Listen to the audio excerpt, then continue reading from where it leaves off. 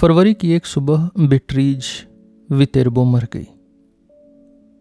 काफी दर्द सहने के बाद भी उसने कभी खुद पर तरस नहीं खाया और ना ही डर दिखाया। मैंने देखा कि कॉन्स्टिट्यूशन प्लाजा के पास वाले फुटपाथ पर नए किस्म की अमेरिकन सिगरेट्स का विज्ञापन लग गया था। यह देखकर मुझे दुख हुआ, क्योंकि मुझे समझ आ गया कि अब बड़ा और लगातार बदलता हुआ संसार अब उससे दूर होता जा रहा है। और यह छोटा सा बदलाव उन अनगिनत बदलावों की शुरुआत थी।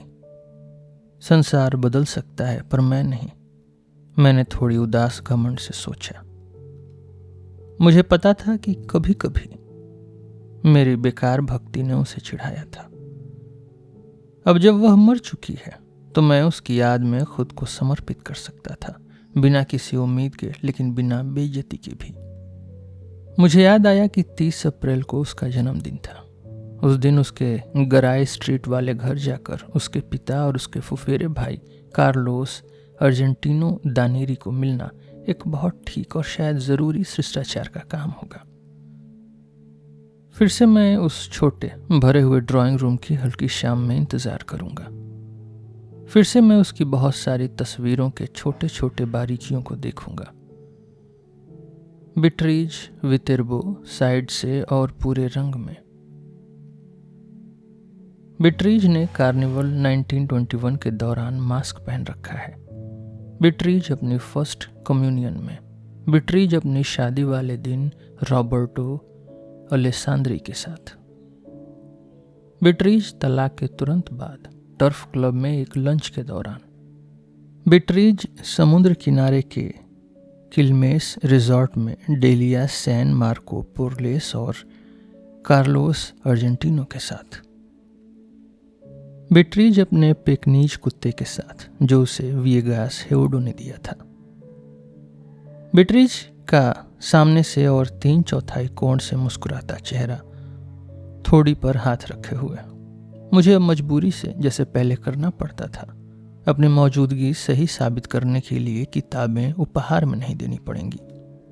किताबें जिनके पन्ने मुझे अब पहले ही काट कर ले जाने की आदत हो गई थी, ताकि महीनों बाद यह न पता चले कि वे वैसे की वैसे बिना खुली पड़ी हैं। बीट्रीज वितेरबो की मौत 1929 में हुई थी। तब से मैंने कभी भी 30 अप्रैल बिना उसके घर गए नहीं बिताया। मैं बिल्कुल ठीक 7:30 बजे पहुंचता था और कोई 25 मिनट तक रुकता था। हर साल मैं थोड़ा देर से आता और थोड़ा ज्यादा रुकता। 1933 में जब जोरदार बारिश हो रही थी तो उन्हें मुझे डिनर पर बुलाना पड़ा। बिल्कुल स्वाभाविक था कि मैंने उस मौके का फायदा उठाया। 1934 में मैं ठीक 8 बजे के बाद एक बड़ी सी सेंटा फे वाली मीठी केक लेकर आया और बड़े आराम से डिनर पर भी रुक गया। इसी तरह इन उदास और बेकार से रोमांटिक सालगिरहों पर मैं धीरे धीरे कार्लोस अर्जेंटिनो दानेरी का भरोसा जीतने लगा। बीट्रीज लंबी थी, दुबली थी, थोड़ी झुकी हुई थी। उसकी चाल में अगर यह विरोधाभास चले तो एक अजीब सी नाजुक खूबसूरती थी, एक इंतजार जैसा एहसास। कार्लोस अर्जेंटिनो का चेहरा गुलाबी था, शरीर मोटा था, बाल सफेद थे, नाक नक्श ठीक थे। वह ब्यूनस आयर्स के साउथ साइड के किनारे पर एक उबाऊ लाइब्रेरी में छोटा सा काम करता था। वह हुक्म चलाने वाला था, लेकिन असरदार नहीं था। हाल ही तक वह रातों और छुट्टियों में घर पर ही रहता था। 2 पीढ़ियों के बाद भी उसमें इटालियन एस और इटालियन तरीके के इशारे जिंदा थे। उसका दिमाग लगातार चलता रहता था, गहरे से महसूस करता था, दूर दूर तक सोचता था, लेकिन कुल मिलाकर सब बेकार था। वह बेकार की तुलना करता और छोटी छोटी बातों में उलझा रहता। उसके हाथ बड़े, खूबसूरत और सुंदर आकार के थे, जैसे बीट्रीज के भी थे। कई महीनों तक वह पॉल फोर्ट को लेकर पागल सा हो गया था। उसकी कविताओं से ज्यादा उसके बड़े नाम से। वह कवियों का राजकुमार है, दानेरी मूर्खता से दोहराता था। तुम उसे नीचा दिखाने की कोशिश करोगे पर बेकार। नहीं, तुम्हारे सबसे जहरीले तीर भी उसे छू नहीं पाएंगे। 30 अप्रैल 1941 को मैंने मीठे केक के साथ एक बोतल अर्जेंटीनी कानिएक भी जोड़ दी। कार्लोस अर्जेंटीनो ने उसे चखा और कहा, यह दिलचस्प है, और कुछ पेग पीकर आधुनिक इंसान की तारीफों के पुल बांधने लगा। मैं उसे देखता हूँ, उसने एक अजीब सी उत्तेजना के साथ कहा, जैसे वह अपने किले के मीनार में बैठा हो, जहाँ उसके पास telephone, telegraph, gramophone, wireless, movie screen, slide projector, शब्दकोश, time table, guide books, bulletin सब हैं। उसने कहा कि ऐसा इंसान होने के बाद अब असली यात्रा करने की जरूरत नहीं रह गई है। हमारे 20वीं सदी ने मोहम्मद और पहाड़ की कहानी को उलट दिया है। अब पहाड़ खुद आधुनिक मोहम्मद के पास आता है। उसके विचार मुझे इतने बेवकूफ लगे, उसकी बातें इतनी घमंडी और लंबी लगी कि मैंने तुरंत इन्हें साहित्य से जोड़ दिया और पूछा कि वह इन्हें लिखता क्यों नहीं। जैसा कि सोचा जा सकता था, उसने कहा कि वह पहले ही लिख चुका है, कि ये विचार और भी कई शानदार विचार उस कविता के प्रस्तावना गीत में शामिल हैं, जिस पर वह कई सालों से अकेले, बिना किसी शोहरत के, बिना किसी धूमधाम के, सिर्फ काम और अकेलेपन के सहारे काम कर रहा है। पहले उसने कहा, वह अपनी कल्पना के दरवाजे खोलता है, फिर हाथ के औजारों से फाइल की तरह तराशता है। उस कविता का नाम था धरती। यह हमारे ग्रंथ का एक वर्णन था और इसमें बहुत सारे सुंदर मोड़ और साहसी पुकारें थी। मैंने उससे कहा कि वह मुझे एक छोटा सा हिस्सा पढ़कर सुनाए। उसने अपनी लिखने वाली मेज की एक दराज खोली, उसमें से मोटा सा कागजों का गड्डी निकाली, जो जुआन क्रिसोस्टोमो लाफेनोर लाइब्रेरी के लेटर हेड वाले बड़े पैड पर लिखी हुई थी, और बड़ी खुशी से जोर जोर से पढ़ने लगा। मेरी आंखों ने, जैसे यूनानी की आंखों ने आदमी के शहरों और शोहरत को देखा है, कामों को, उन दिनों को जब रोशनी पीली पड़ती है। मैं कोई बात नहीं बदलता, कोई नाम नहीं बिगाड़ता। जो यात्रा मैंने लिखी है वह मेरी अपनी कोठरी के चारों ओर है। हर एंगल से देखा जाए तो यह बहुत शानदार स्टेंजा है। उसने खुद ही फैसला सुनाया। पहली लाइन प्रोफेसर अकादमिक और हेलेनिस्ट का दिल जीत लेती है। छोड़िए भी, साधारण पढ़े लिखे लोगों का एक बड़ा हिस्सा भी खुश हो जाएगा। दूसरी लाइन होमर से हेसियट तक बहती है, कविता के पिता को शुरुआत में ही बड़ा सम्मान देते हुए, और एक ऐसी परंपरा को फिर से ताजा करती है जिसकी जड़ें बाइबल तक जाती हैं। सूची बनाना, इकट्ठा करना, जोड़ना। तीसरी लाइन बारोक, पतनशील या युद्ध कला का उदाहरण, दो बराबर हिस्सों में बटी है। चौथी लाइन, जो साफ तौर पर दो भाषाओं में है, मुझे उन सभी लोगों का समर्थन दिलाती है जो मजे लेने वाली बातों को समझते हैं। मुझे ईमानदारी से दूसरी और चौथी लाइन की नई तुक की भी तारीफ करनी चाहिए, और इस बात की भी कि मैंने बिना दिखावे के 4 लाइनों में 30 सदियों के साहित्य का बोझ डाला है। पहली ओडिसी का जिक्र, दूसरी वर्क्स एंड डेज का, और तीसरी उस अमर मजाकिया चीज का जिसे स्वाय के जेवियर दे मैस्त्र ने हमें दिया। एक बार फिर मैंने महसूस किया कि आधुनिक कला को हंसी की जरूरत है, एक मजेदार धुन चाहिए। निश्चित ही गोल्डोनी का जमाना है। उसने मुझे और भी बहुत सी कविताएं पढ़कर सुनाई, जिनमें से हर एक पर वह खुद बहुत खुश हुआ और लंबी लंबी व्याख्याएं दी।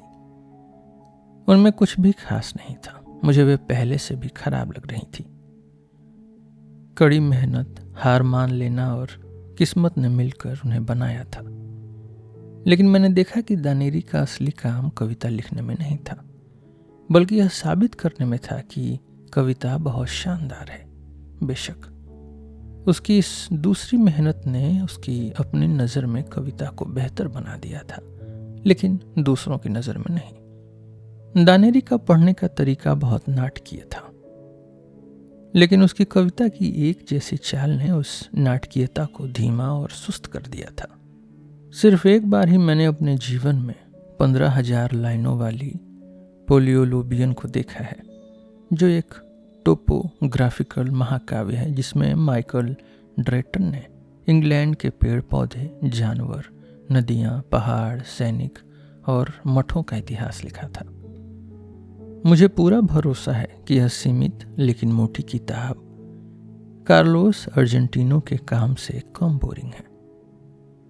दानेरी का इरादा था कि वह पूरी धरती का वर्णन कविता में करे, और 1941 तक वह पहले ही बहुत सारा काम कर चुका था। क्वींसलैंड राज्य के कई एकड़ इलाका, ओब नदी के करीब एक मील का हिस्सा, वेरा क्रूज के उत्तर में एक गैस फैक्ट्री, ब्यूनस आयर्स के कॉन्सेप्शियन इलाके की मुख्य दुकानें, अर्जेंटीना की राजधानी बेलग्रानो में मारियाना काम्बासेरेस दे अल्वेवॉर का विला, और ब्राइटन एक्रियम के पास एक तुर्की स्नानघर। उसने मुझे अपने ऑस्ट्रेलियाई हिस्से की कुछ लंबी लंबी कविताएं पढ़कर सुनाई, और एक जगह खुद के बनाए हुए शब्द सेलेस्ट वाइट की बड़ी तारीफ की, जिससे उसे लगा आसमान का एहसास होता है जो उस महाद्वीप के नज़ारे में बहुत ज़रूरी है। लेकिन ये बेजान फैलती हुई कविताएं भी उसकी पहली प्रस्तावना कविता जैसी थोड़ी भी रोचक नहीं थी। आधी रात के आसपास मैं वहां से चला गया। 2 रविवार बाद दानेरी ने मुझे फ़ोन किया, शायद अपनी ज़िंदगी में पहली बार। उसने कहा कि हम 4 बजे मिलें सैलून बार में, जो मेरे मकान मालिक जुनीनो और गुंजरी, जिन्हें तुम ज़रूर याद करोगे, अब आम लोगों के लिए खोल रहे हैं। यह एक ऐसी जगह है जिसे तुम्हें ज़रूर देखना चाहिए। मैं खुशी से नहीं बल्कि मजबूरी से तैयार हो गया। वहाँ पहुंचकर टेबल मिलना बहुत मुश्किल था। सैलून बार, जो बहुत मॉडर्न बनाया गया था, उतना भद्दा नहीं था जितना मैंने सोचा था, लेकिन फिर भी बदसूरत था। पास की टेबलों पर लोग बिना सांस लिए बातें कर रहे थे कि जुनीनो और जुंगरी ने फर्नीचर पर कितनी भारी रकम खर्च की है, बिल्कुल बिना सोचे समझे। कार्लोस अर्जेंटिनो लाइटनिंग के किसी हिस्से को देखकर झूठ मूठ चौंकने का नाटक कर रहा था, जबकि मुझे लगा वो पहले से सब जानता था। और उसने थोड़ी गंभीरता से मुझसे कहा, मानना पड़ेगा कि यह जगह भी अब उन बड़ी बड़ी जगहों के बराबर है जिनके बारे में हर कोई बात करता है। फिर उसने मुझे कविता के 4-5 अलग अलग टुकड़े फिर से पढ़कर सुनाए। उसने उन्हें अपनी पसंदीदा ढंग से बदल दिया था, जिसमें दिखावे वाले शब्द इस्तेमाल करना जरूरी था। जहाँ पहले नीला काफी था, अब वह नील, गहरे नीले और अल्ट्रा मरीन जैसे शब्दों में खो गया था। दुधिया शब्द उसे बहुत आसान लगा। ऊन धोने वाले एक शेड का जोश से भरा हुआ वर्णन करते समय उसने लैक्टियल, लैक्टेसेंट जैसे शब्द चुने, यहाँ तक कि खुद एक नया शब्द बना डाला, लैक्टिनेशियस। इसके बाद वह सीधे सीधे हमारी आधुनिक आदत की बुराई करने लगा कि हर किताब के आगे भूमिका लिखवाते हैं, जिसका मजाक तो पहले ही बुद्धिमानों के राजकुमार ने अपने क्विंक्सोट की भूमिका में उड़ा दिया था। लेकिन उसने माना कि अपनी नई किताब के लिए एक जोरदार भूमिका फायदेमंद हो सकती है, किसी मशहूर लेखक के हस्ताक्षर वाली तारीफी भूमिका। फिर उसने कहा कि वह अपनी कविता के शुरू के कुछ हिस्से छपवाने का सोच रहा है। तब मुझे समझ आया कि वह अचानक फोन क्यों कर बैठा था। दानेरी मुझसे अपनी बेसिर पैर की किताब के लिए भूमिका लिखवाना चाहता था, लेकिन मेरी डर गलत निकली। कार्लोस अर्जेंटिनो ने तारीफ और जलन से कहा कि जरूर एल्वेरो, मेलियान, लाफेनूर जैसे बड़े लेखक को मजबूत नाम देना गलत नहीं होगा, और अगर मैं जोर डालूं तो वह खुशी खुशी कविता के लिए कुछ प्यारे से शुरुआती शब्द लिख देगा। अपनी बेइज्जती और नाकामी से बचने के लिए उसने मुझसे कहा कि मैं किताब की दो साफ साफ अच्छाइयों की बात करूं, फॉर्म की परफेक्शन और साइंटिफिक सटीकता, क्योंकि यह रूप को सुंदर बातों और सजावटों से भरा बाग एक भी झूठी बात को बर्दाश्त नहीं करता। उसने जोड़ा कि बीट्रीज को हमेशा एल्वेरो बहुत पसंद था। मैंने हाँ कर दी, बहुत जोश से हाँ कर दी, और भरोसा दिलाने के लिए कहा कि मैं एल्वेरो से अगले दिन सोमवार को नहीं बल्कि गुरुवार को बात करूंगा, जब हम राइटर्स क्लब की मीटिंग के बाद डिनर पर मिलते हैं। वैसे असल में कोई डिनर नहीं होता, लेकिन क्लब की मीटिंग्स गुरुवार को होती हैं, जो अखबारों में भी छपता है। इसलिए मेरा वादा थोड़ा सच्चा लग रहा था। आधा मजाक में आधा चालाकी से मैंने कहा कि पहले मैं एल्वेरो को किताब का अजीब सा प्लान समझाऊंगा, फिर भूमिका की बात करूंगा। फिर हम दोनों ने अलविदा कहा। बर्नार्डो दे इरिगोएन मुड़ते हुए मैंने जितना हो सके निष्पक्ष होकर अपने सामने के दो रास्तों पर सोचा। पहला रास्ता, एल्वेरो से बात करूं, उसे बताऊं कि बीट्रीज के इस दूर के भाई ने ऐसी कविता लिखी है जो बेसुरी और बेतुकी बातों को कभी खत्म न होने वाला बना देती है। दूसरा रास्ता, एल्वेरो से एक शब्द भी न कहूं। मैंने साफ देखा कि मेरी सुस्ती मुझे दूसरे रास्ते पर ले जाएगी। लेकिन शुक्रवार की सुबह होते ही मैं फ़ोन के बारे में चिंता करने लगा। मुझे बुरा लगा कि वह मशीन जिसने एक समय बीट्रीज की अनमोल आवाज़ सुनाई थी अब इतनी गिर जाएगी कि उस पागल कार्लो सर्जेंटिनो दानेरी की बेकार और शायद गुस्से भरी बातें सुनेगी। शुक्र है कुछ भी नहीं हुआ। सिर्फ वही जलन उठी जो मुझे हमेशा होती थी, जब वह आदमी मुझे कोई नाजुक काम करने को कहता था और फिर मुझे भुला देता था।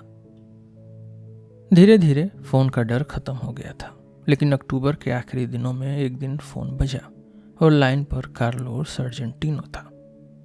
वह बहुत परेशान था, इतना कि शुरू में मैं उसकी आवाज़ पहचान नहीं पाया। उदासी और गुस्से में वह लड़खड़ाते हुए बोला कि अब जुनीनो और जुंगरी को रोकना मुश्किल हो गया है। वो बहाना बना रहे हैं कि अपने पहले से बड़े सैलून बार को और बड़ा करना है और इसके लिए उसका घर कब्जा करके गिरा देंगे। मेरा घर, मेरा पुश्तैनी घर, मेरा पुराना गराय स्ट्रीट वाला घर, वह बार बार दोहराता रहा, जैसे अपने दुख को अपने शब्दों की मिठास में भूल गया हो।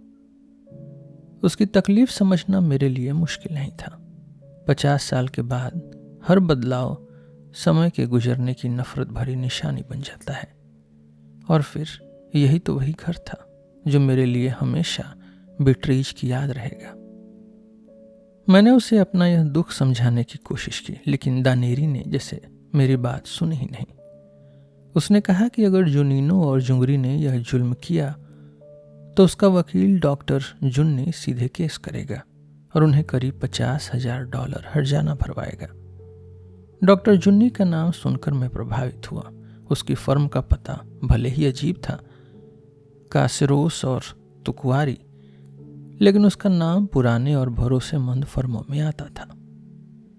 मैंने पूछा कि क्या दानेरी ने डॉक्टर जुन्नी को पहले से रखा है। दानेरी ने कहा कि वह उसी दोपहर उसे फ़ोन करेगा।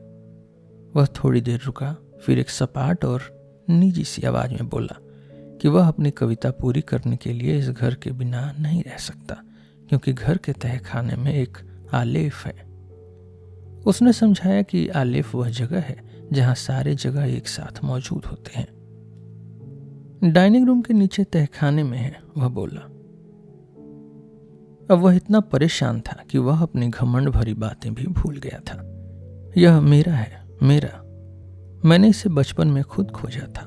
तहखाने की सीढ़ियां इतनी खड़ी थीं कि मेरी चाची और चाचा ने मुझे वहां जाने से मना किया था, लेकिन मैंने किसी को कहते सुना था कि नीचे एक दुनिया है। बाद में मुझे पता चला है कि वे एक पुराने ग्लोब की बात कर रहे थे, लेकिन उस वक्त मैं सचमुच समझा कि वहां असली दुनिया है। एक दिन जब घर में कोई नहीं था, मैं चुपके से नीचे गया, पर फिसल कर गिर पड़ा।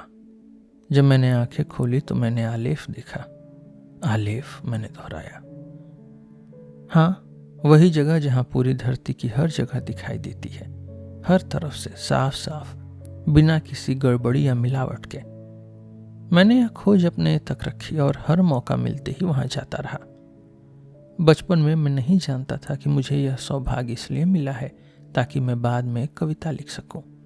जुनीनो और जुंगरी मुझसे यह चीज़ नहीं छीन सकते, नहीं, कभी नहीं। डॉक्टर जुन्नी कानून की किताब लेकर साबित करेगा कि मेरा आलेख छीना नहीं जा सकता।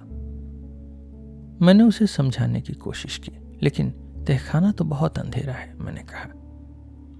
बूंद दिमाग में सच नहीं घुस सकता। अगर सारे ब्रह्मांड की जगहें आलेफ में हैं, तो सारे तारे, सारे दिए, सारे उजाले के स्रोत भी उसमें हैं। तुम रुको, मैं अभी आता हूं उसे देखने। यह कहकर मैंने फोन रख दिया, इससे पहले कि वह मना कर सके।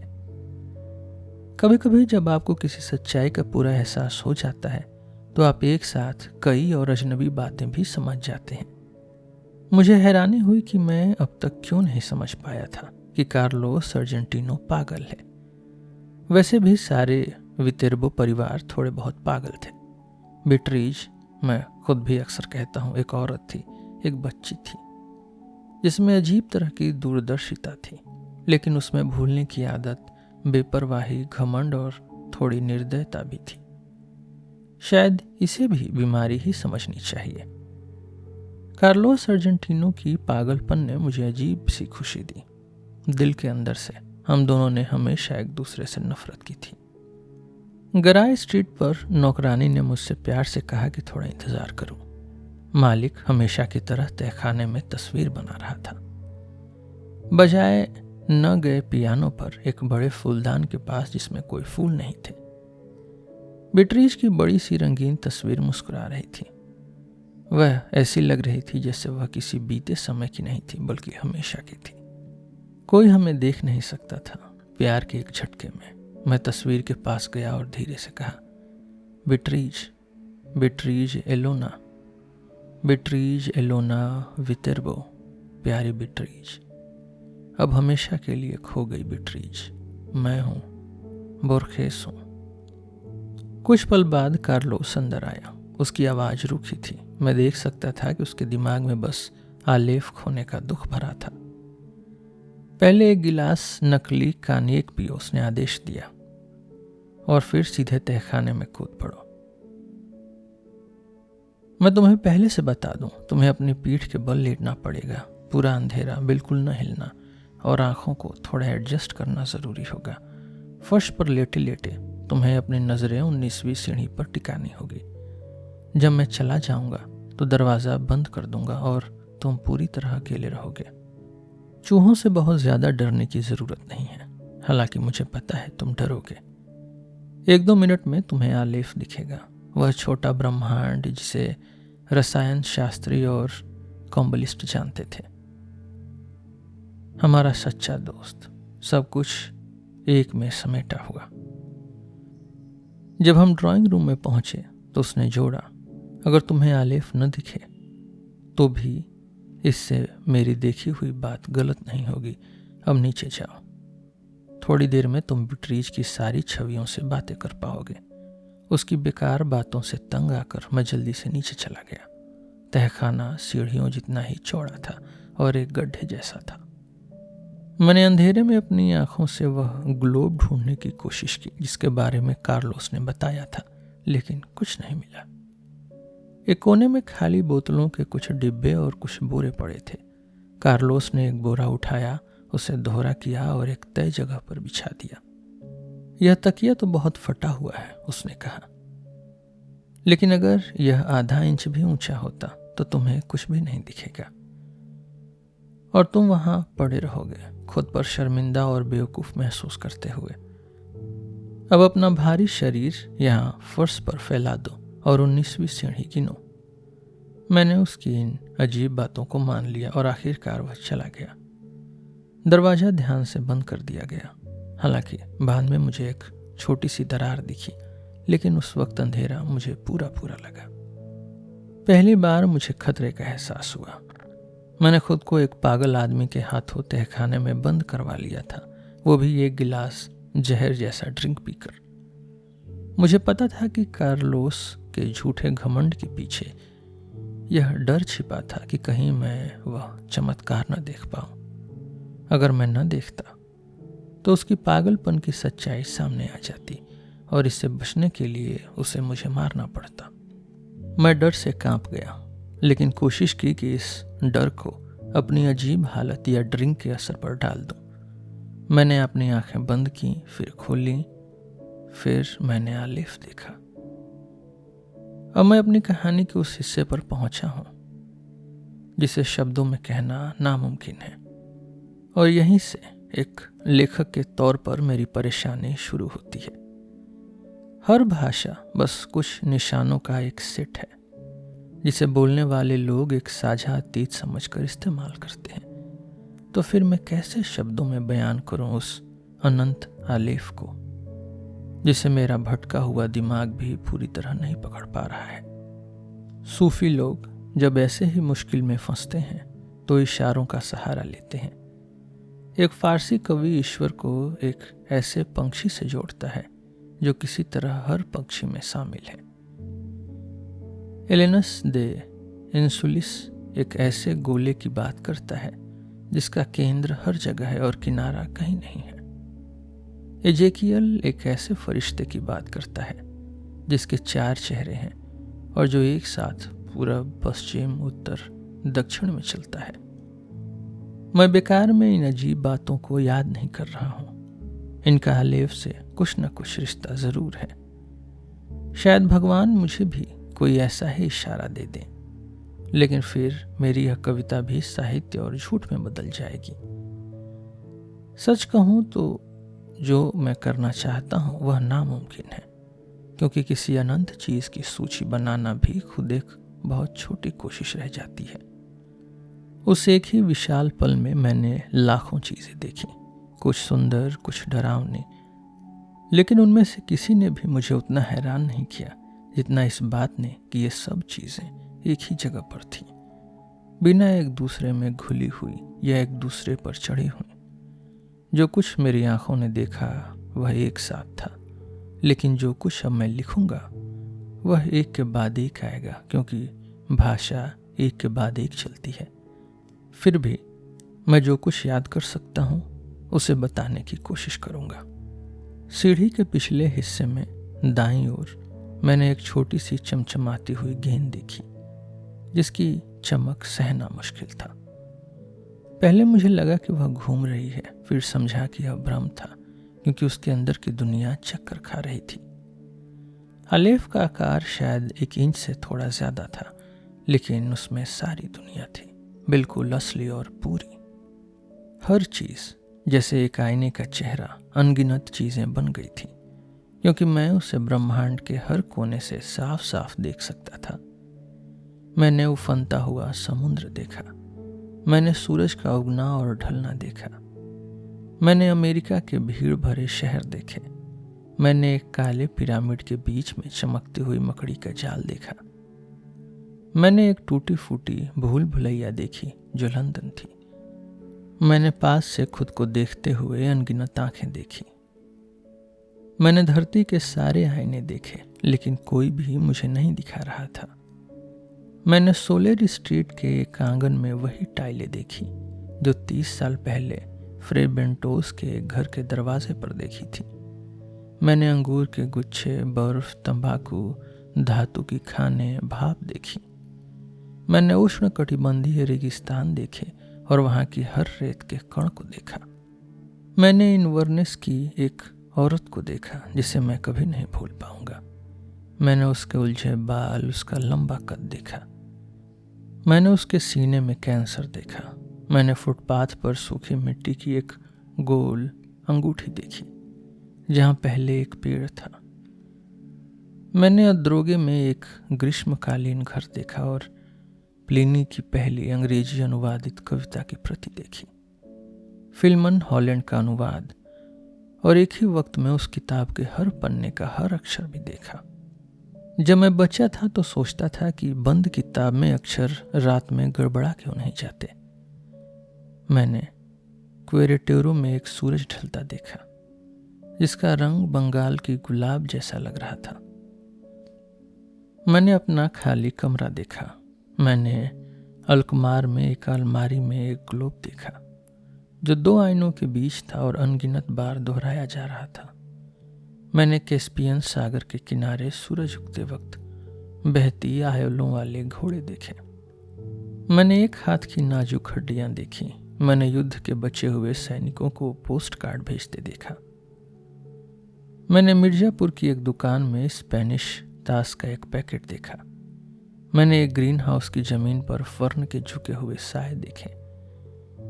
मैंने बाघ, इंजन, जंगली भैंसे, समुद्री लहरें और सेनाएं देखी। मैंने धरती के सारे चींटियां देखी। मैंने एक फारसी खगोल यंत्र देखा। मैंने एक मेज की दराज में और उस लिखावट को देखकर कांप गया। अविश्वसनीय, गंदी और विस्तार से भरी चिट्ठियां देखी जो बिट्रीज ने कार्लोस अर्जेंटिनो को लिखी थी। मैंने चाकारिता कब्रिस्तान में एक ऐसा स्मारक देखा जिसे मैं पूछता हूँ। मैंने वह सड़ी हुई धूल और हड्डियां देखी जो कभी बिट्रीज वितेरबो का सुंदर शरीर था।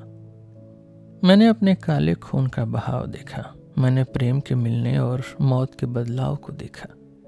मैंने आलेफ को हर कोण से देखा और आलेफ में धरती को देखा और धरती में आलेफ को देखा। मैंने अपना खुद का चेहरा और अपने शरीर के अंदरूनी हिस्से देखे। मैंने तुम्हारा चेहरा भी देखा और मैं चक्कर खाकर रो पड़ा, क्योंकि मेरी आंखों ने उस गुप्त और अनुमानित चीज को देख लिया था जिसका नाम तो सब जानते हैं लेकिन जिसे कोई देख नहीं सकता, अकल्पनीय ब्रह्मांड। मैंने अनंत आश्चर्य महसूस किया, अनंत दया महसूस की। एक नफरत भरी और खुशमिजाज आवाज ने मुझसे कहा, काफी चकरा गए हो ना, इतनी जगहें ताकने के बाद जहां तुम्हारा कोई काम नहीं था। चाहो तो भी 100 साल में मेरा ये एहसान चुका नहीं पाओगे। कमाल की दूरबीन थी ना, बोर्खेस। कार्लोस अर्जेंटिनो सीढ़ी के सबसे ऊपरी पैदान पर खड़ा था। हल्की रोशनी में मैं खुद को खड़ा कर पाया और कहा, कमाल की, हाँ कमाल की। मेरी आवाज की सहजता ने मुझे चौंका दिया। चिंता भरी नजरों से कार्लोस अर्जेंटिनो ने पूछा, तुमने सब कुछ देखा साफ रंगों में? उसी पल मुझे अपना बदला मिल गया। प्यार से, खुलकर दया दिखाते हुए, थोड़ा घबराया और टाल मटोल करते हुए मैंने कार्लोस अर्जेंटिनो धानेरी को तहखाने की मेहमान नवाजी के लिए धन्यवाद दिया और उसे समझाया कि अब जब उसका घर गिरने वाला है तो उसे इस खतरनाक शहर से भाग जाना चाहिए जो किसी को नहीं छोड़ता। मुझ पर भरोसा करो, किसी को नहीं। शांति से और मजबूरी से मैंने आलेफ पर बात करने से मना कर दिया। अलविदा कहते वक्त मैंने उसे गले लगाया और फिर दोहराया कि गांव, ताजा हवा और शांति ही सबसे बड़े डॉक्टर हैं। सड़क पर निकलते ही कॉन्स्टिट्यूशन स्टेशन की सीढ़ियां उतरते हुए, सबवे में सफर करते हुए हर चेहरे मुझे जाने पहचाने लगे। मुझे डर लगने लगा कि अब इस धरती पर कुछ भी मुझे फिर कभी हैरान नहीं करेगा। मुझे डर था कि अब मैं कभी भी उन सब चीजों से आजाद नहीं हो पाऊंगा जो मैंने देखी थी। खुशकिस्मती से कुछ रातों की नींद न आने के बाद मुझे फिर से भूलने का वरदान मिल गया।